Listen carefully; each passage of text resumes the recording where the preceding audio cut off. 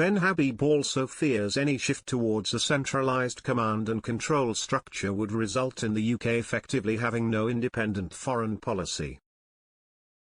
The European Union is hell-bent on bringing the UK to heel with the establishment of a central military command and control structure headquartered in Brussels, the deputy leader of Reform UK has claimed in a move he said would be the very antithesis of Brexit.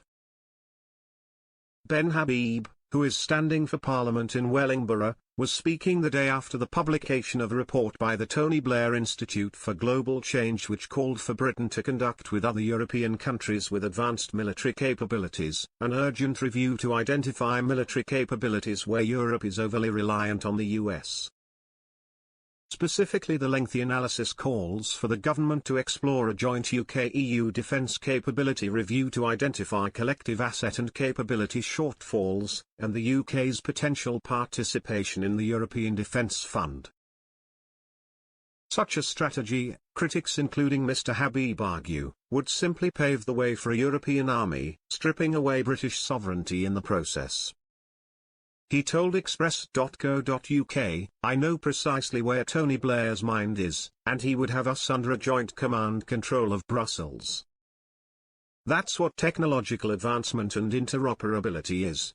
All the weapons development that they're doing in the European Union is designed so that you integrate your technology, and once you've integrated your technology you're incapable of fighting on your own. It's an absolute disaster and Starmer is going to do it." Outlining his concerns, Mr Habib said, "The implications are obvious. You lose control of your defence. The United Kingdom will not be able to defend itself. We will under a common command structure using technology which is integrated entirely into EU systems, and without which we won't be able to fight." Referring to the EU's permanent structured cooperation, Mr Habib continued, "From a legal perspective, the other thing is that signing up for PESCO requires is no questioning whatsoever of EU foreign policy. You have to accept that foreign policy without any question.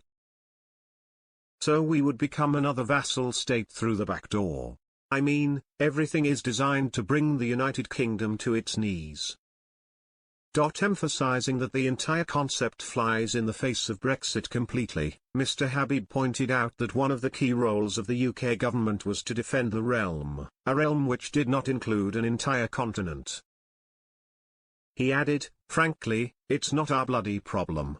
The report, authored by among others General Sir Nick Carter, former Chief of the Defence Staff, and Michelle Flournoy, former U.S. Under-Secretary of Defense for Policy, argued, given this complex, volatile and increasingly dangerous geopolitical context, this paper makes a compelling case for rethinking defense and national security policy, particularly for middle powers like the UK and many of its European allies. A fresh assessment of strategic priorities and how best to achieve them is essential, along with hard choices about where to accept and manage risk, given that national resources for defence are never unlimited.